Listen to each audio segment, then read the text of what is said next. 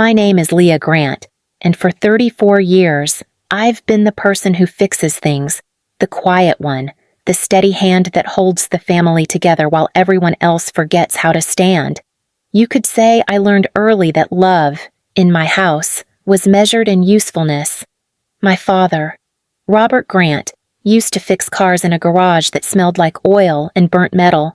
He still carries that smell with him, even now that he's retired and spends his days lecturing people about how much harder life used to be. My mother, Linda, keeps a spotless house and an even cleaner conscience. She never apologizes, she explains. My older brother, Ryan, calls himself a musician but mostly plays poker and waits for inspiration. And my younger sister, Molly, is the dreamer, the art student who paints sunsets on credit and believes the universe owes her a masterpiece. Then there's me, the one who got out, worked hard, and somehow became the fallback plan everyone depends on. It started small, the way these things do. Dad's truck needed new tires. Ryan's rent was a few weeks late. Molly's tuition bill arrived with the words past due. I could afford to help, and honestly, I was proud that I could. Just until things settle, they all said. Things never settled. Every time I paid another bill, I told myself it was love. A different kind of affection, practical, adult, responsible. And for a while, it felt good. The world was chaotic, but I could make sure the people I loved stayed afloat. Then, somewhere along the way, helping became expected. My calls home turned into wish lists. My visits became repair missions. When I walked through the front door, no one asked how I'd been, only what I could fix. Sometimes I'd catch my mother's eyes softening, as if she wanted to thank me, but she'd clear her throat instead and say something like, "Well, at least one of my kids turned out stable." She meant it as praise. It always sounded like a verdict. There's a photo in the living room of the Grants, my family, standing in front of that same old garage. My father with his arm around Ryan, both of them grinning like they've just won something. Molly clings to Mom's side, sunlight in her hair, and me, I'm on the edge, holding a wrench I never used, smiling like I belong. Sometimes, when I see that picture, I wonder if I ever really did. Still, I kept showing up. Every birthday, every emergency, every time the roof leaked or the fridge died. I wired money. I took calls at midnight. I rearranged deadlines. I told myself this was what good daughters did. They filled the cracks before anyone noticed the house was breaking. But cracks don't stay hidden forever. I didn't know it then, but that Thanksgiving, the one where I tried to bring everyone together, would be the night the cracks finally showed. And once you see what's underneath, you can't unsee it. Thanksgiving arrived under the kind of gray Seattle sky that made everything feel heavier. Leah Grant spent 2 days preparing her new home, polishing the wine glasses, setting the long oak table she'd dreamed of owning since her 20s. She wanted the night to mean something, a rare evening where her family could sit together and simply be grateful. For once, she wanted warmth without expectation. Her mother, Linda, arrived first, inspecting the living room like an open house. "You've done well for yourself," she said. Her tone caught somewhere between admiration and judgment. Robert, her father, followed, dragging in the damp air with him. He looked around and muttered, "Big place for one person." The comment hung there, cold as the November rain. Then came Ryan, late and loud, pretending to joke about traffic as he helped himself to the whiskey Leah had bought for him. Molly walked in last, wearing a bright red coat and an attitude that matched it. She barely looked up from her phone as she hugged her sister with one arm. Dinner started with laughter. The polite, performative kind families rehearse every year. Leah watched them fill their plates, talk about small things, and avoid the real ones. When Robert raised his glass for a toast, the room stilled. "To family," he said. "To staying humble, no matter how far we think we've come." Everyone clinked glasses. Leah smiled, but the words lodged in her chest. She had spent years funding their comforts, and now humility sounded like an accusation. Ryan followed with a story about his next big break, while Molly complained about tuition costs as if Leah weren't the one paying them. The moment that broke her came quietly. when she cleared the dishes alone. She overheard Linda whisper to Robert, "She tries too hard to prove she's better than us." Robert sighed. Money doesn't buy family. Leah froze, her hands in the sink, the warm water suddenly burning. In that instant, the truth settled like ash. Nothing she gave would ever be enough. When everyone left, she stood at the doorway watching the taillights fade into the mist. The table was spotless again, as if no one had ever been there. For the first time, Leah felt the loneliness that comes not from being alone, but from being unseen. The voicemail came late on a Tuesday, long after the city lights had blurred into rain. Leah Grant was finishing an email when her phone buzzed across the desk, her father's number glowing on the screen. She almost didn't answer. Instead, she let it go to voicemail, thinking it would be another request, another favor wrapped in nostalgia, but when she played it back, the tone was different.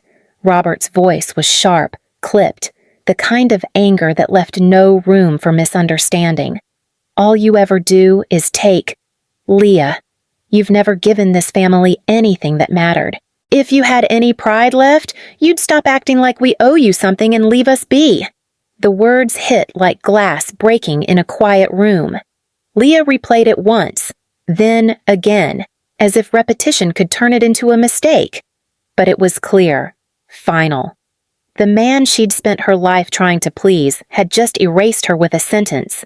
She didn't cry, she didn't call back. Instead, she sat there, motionless, the hum of her computer filling the silence her father left behind. Then she stood, walked to the window, and stared out at the skyline, each light in the distance belonging to someone with a family that didn't sound like that. That night, something inside her shifted, not a crash, not a scream, just a quiet, decisive break. She opened her banking app and began canceling every automatic payment tied to her family's accounts mortgage, tuition, car loans, utilities. With each click, the weight on her chest loosened.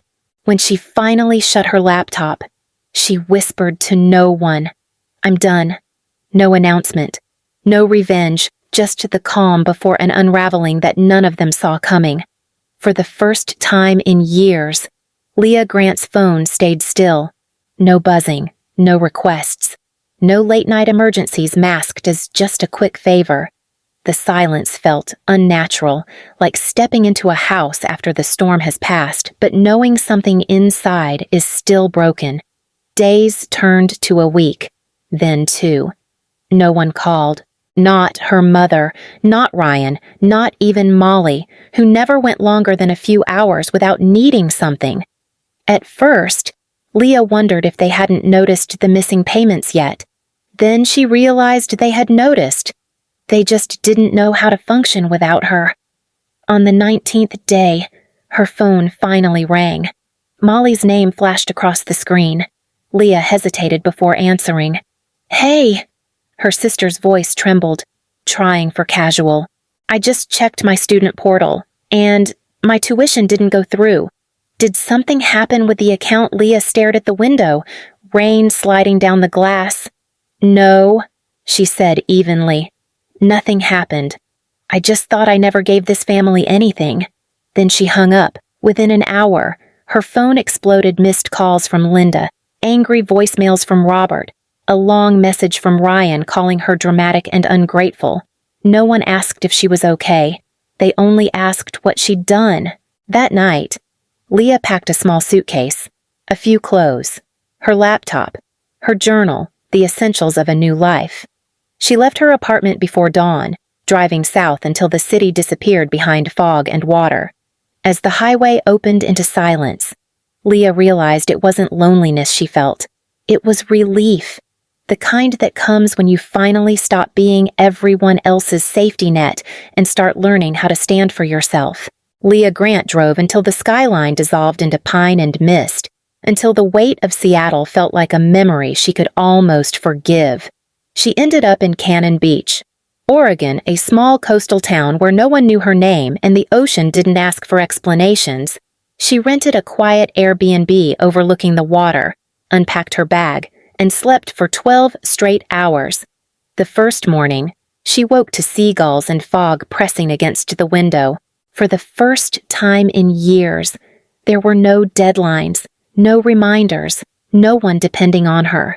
The silence felt heavy at first, almost frightening, like standing in a room where the air hasn't learned how to move. But as the days passed, it began to soften. It became a presence instead of an absence. She filled notebooks with fragments of thoughts. I don't miss them. I miss the version of myself who still believed they cared.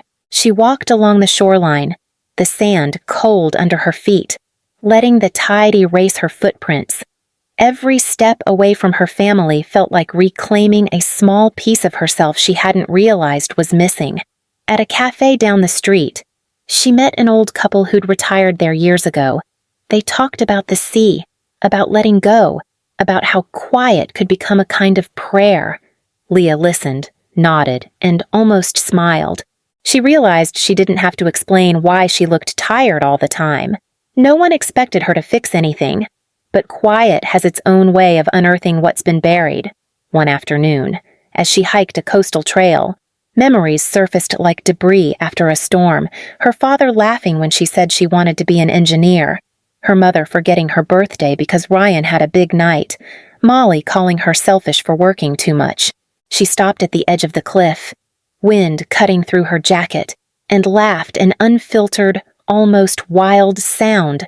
For years, she had mistaken survival for love, obligation for belonging, standing there with the Pacific stretching endless and merciless before her. Leah finally understood this silence wasn't punishment. It was proof she was free. The drive back to Washington was long and quiet, the highway lined with trees that blurred into memory. Leah Grant hadn't planned to return so soon, but the email from her lawyer, confirming the cabin was still in her name, had stirred something in her anger, maybe, or closure wearing a new face. Either way, she needed to see it one last time. The lake sat still beneath a washed-out winter sky when she arrived. The cabin looked smaller than she remembered, its wood darkened by rain, its windows fogged from neglect. She unlocked the door with a key she hadn't touched in years. The air inside smelled of dust and pine and faint, fading perfume. Her mother's, probably. From their last visit, it was supposed to be a shared family retreat, a place of summers and laughter and quiet mornings. Leah had paid for nearly all of it down payment, repairs, new furniture while her father called it our family investment. Standing in the doorway now, she saw what it really was, another room built on her silence. The walls were lined with family photos. She moved closer, scanning each frame. Her parents at the lake, Ryan holding a fishing rod, grinning. Molly on the porch steps, sunburned and laughing, and Leah nowhere, not one photo. A familiar ache rose in her chest, sharp and clean this time. She wasn't invisible by accident. She'd been erased.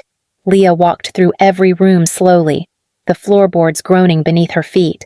In the kitchen she'd remodeled, she ran her hand along the counter she'd chosen, the one her mother had once called too expensive. It gleamed faintly under the gray light. She took out her phone and began snapping photos, not for nostalgia, but for documentation. When she reached the porch, she looked out over the lake, its surface still as glass. The reflection staring back at her wasn't the daughter who kept saving everyone. It was the woman finally letting go. By nightfall, she'd sent the photos to Evan, instructing him to list the cabin for sale. No grand announcement, no confrontation, just quiet action.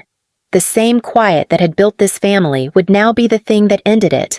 A week after listing the cabin, Leah Grant returned to Seattle feeling lighter, almost untethered. For the first time in months, she didn't flinch when her phone buzzed until she saw a message from Evan Monroe, her lawyer and closest confidant. The subject line read, "You'll want to see this." Attached was a link to a Reddit thread. The post's title stopped her cold. "My unstable sister cut our family off and left us drowning." The username was unfamiliar. But the story was painfully recognizable. It was Molly's. Leah scrolled through paragraphs that twisted the truth into melodrama claims that she'd lost touch with reality, that she'd stolen the family's inheritance, that her mental health had collapsed after success went to her head. It was cruel. Worse. It was convincing. The post had hundreds of comments, sympathy, advice, even donations. Strangers wiring money to help a struggling art student survive her sister's cruelty. Leah's first reaction wasn't anger. It was grief. Her little sister, the one she'd saved again and again, had turned her into a villain for likes and pity. She closed her eyes, steadied her breathing, then opened her laptop. Years of receipts waited in her digital folders: tuition transfers, rent deposits, textbook payments, emergency cash from every semester, $90,000 in proof. She uploaded each document into an anonymous Imgur album. No names, just dates and totals. Then she returned to the Reddit thread and wrote one single comment. Before you donate, maybe ask where the other $90,000 went. She didn't sign it, didn't need to. By morning, the post had been flagged, locked, and removed. The comments section had turned against the original poster, demanding answers that Molly couldn't give. Leah sat at her desk, phone silent, a faint smile ghosting across her face. For the first time, she realized she didn't have to shout the truth. Sometimes, the quietest voice in the room is the one that ends the lie. The fallout from Molly's online stunt rippled faster than Leah Grant expected. Within days, her family's calls turned from guilt to fury. Then, one morning, an official letter arrived at her office-heavy envelope, her father's handwriting on the corner. Inside, neatly typed, were the words, "We are formally requesting a meeting to discuss the division of family assets." Leah read it twice, her jaw tightening. They weren't asking to talk, they were demanding a payout. Attached was a claim Robert and Linda Grant believed they were entitled to a fair emotional share of the proceeds from the lake cabin sale. Emotional equity, they called it. Leah almost laughed. She forwarded the letter to Evan Monroe, who called within minutes, his tone calm but edged with disbelief. "Emotional equity doesn't exist," he said. "You want me to remind them do better," Leah replied. "Remind them in writing." Evan drafted a short, surgical response, attaching a copy of the original agreement Robert had signed years ago, his own words acknowledging the cabin as Leah's sole property. He'd even written, "I relinquish all future claims." Still, Evan wasn't done. He'd been digging through Leah's old transfers, compiling every wire, every deposit made to her parents' account over the years. "You realize," he said quietly, "they owe you nearly $70,000 in personal loans. There's no record of repayment."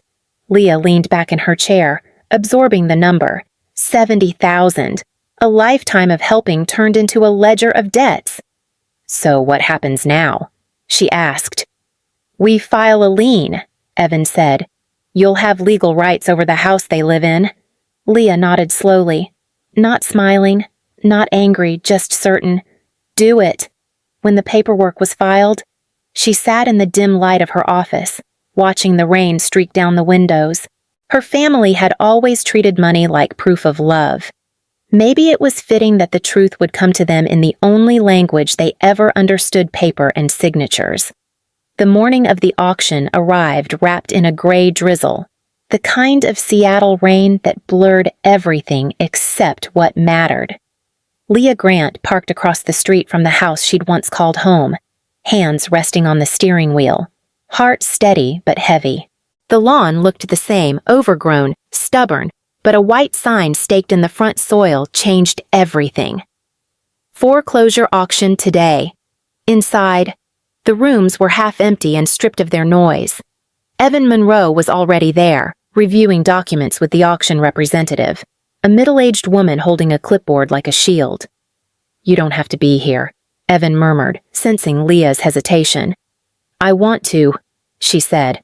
"Someone should see the ending." The air smelled of dust and faint detergent.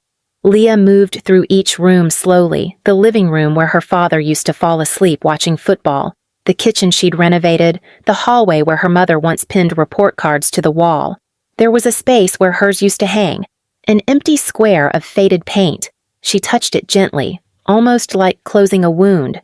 Outside, car doors slammed. Voices rose, familiar ones. Robert, Linda, Ryan, and Molly stepped out of an old sedan, faces drawn tight. Robert spotted Leah immediately. "You're really doing this," he shouted across the driveway. "You're going to humiliate your own family." Leah didn't move. "This family humiliated itself long before today," she said quietly. They approached her, a storm of anger and pleading. Molly's eyes were red. "I'm going to lose my scholarship because of you," she cried. Leah looked at her sister, calm and tired. "I paid for your first 3 years. Every book, every dorm. You never said thank you. You just believed you deserved it." Robert's face darkened. "You wouldn't even have this house if it weren't for us." Leah met his gaze. "Steady. You're right. I wouldn't. That's why I'm taking it back." Linda's voice cracked, half sob, half warning. "Families don't do this to each other." Leah's reply came soft, final. "Families don't take like this, either." The auctioneer's voice broke the tension. "We'll begin in 5 minutes." The crowd gathered neighbors, curious bidders, silent witnesses. Leah stepped aside, letting the process unfold. Each number, each nod, each rising bid sounded like the undoing of a lifetime of guilt. When the final hammer fell, a retired couple from out of town had bought the house outright. Evan handed Leah the paperwork. She signed without trembling. Robert started to say something, but no words came. Molly turned away. Linda reached for Leah's arm, but she stepped back, not unkindly, just sure. As Leah walked toward her car, she looked over her shoulder one last time. The house stood still under the gray light, smaller somehow, quieter. "I didn't destroy this family," she whispered to herself. "I just stopped financing its illusion." Then she opened her umbrella, stepped into the rain, and didn't look back. A week after the auction, movers arrived at the Grant house to pack what was left behind. The court had given her parents 30 days to vacate, but they lasted barely half that. By the time Leah Grant stepped inside again, the place was hollowed-out rooms stripped to bones, echoes where laughter used to live. Boxes were stacked in corners, filled with the kind of junk families keep because they confuse clutter with memory. Faded trophies, broken toasters, Christmas ornaments missing hooks. The air smelled like dust and rain-soaked cardboard. Leah stood in the doorway for a long moment, trying to feel something regret. Maybe, but there was only quiet. She walked slowly through the house, touching nothing, cataloging ghosts. In the kitchen, the walls still bore faint outlines where pictures had hung birthdays, holidays, moments she'd paid for but never truly belonged to. On the counter sat a single photo frame, left behind by accident. It was a family portrait from years ago, her parents, Ryan and Molly, all smiling in coordinated sweaters. Leah remembered paying the photographer's deposit, buying those matching outfits. She also remembered how they'd cropped her out before posting it online. She turned the frame face down, in what used to be her room. A mover handed her an old box labeled junk. Inside, she found a worn, leather-bound journal hers from high school. The pages were full of neat handwriting, lists of dreams. Get into college, start a business, buy a house, take care of my family. She ran her thumb over the last line, then closed the book. "I did," she whispered. "Just not the way I thought."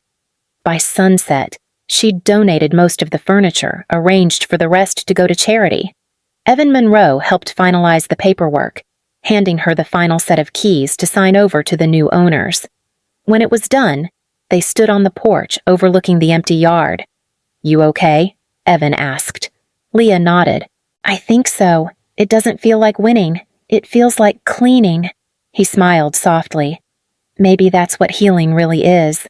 As the moving truck rumbled away, Leah took one last look at the house, now just wooden windows and silence. It wasn't home anymore. It was proof that she had survived it. And somewhere beneath the ache, that felt enough. Months passed before Leah Grant began to feel the quiet as something gentle instead of strange. Her new apartment overlooked the Puget Sound, small and filled with sunlight. She spent her mornings on the balcony with a cup of tea, watching ferries cross the water. There were no midnight calls, no unspoken debts waiting to be paid. The stillness felt fragile but honest, like air after a storm. She worked less, breathed more. Sometimes she'd catch herself expecting the phone to buzz, to pull her back into the role she'd outgrown. It never did. The silence was no longer absence. It was peace. One afternoon, while sorting through emails, she saw a name she hadn't expected: Molly. The subject line read, "I get it now." Leah hesitated, then opened it. The message was short, almost clumsy. "I don't expect forgiveness. I just wanted to say I understand what you were trying to do. I'm sorry." Leah read it twice, maybe 3 times, then archived it, not out of anger, but because she no longer needed validation from the people who had only loved the version of her they could use. That evening, she found an old family photo tucked in a drawer, the one that had always cut her out of the frame. She slipped it into a new one, centered herself for the first time, and placed it on her bookshelf. Outside, the city lights flickered against the glass, reflected back like stars. Leah took a deep breath and smiled, not the kind that hides, but the kind that begins again. Family, she realized, wasn't who you're born to. It's who still sees you when you finally stand tall. And for the first time, Leah Grant stood all the way up,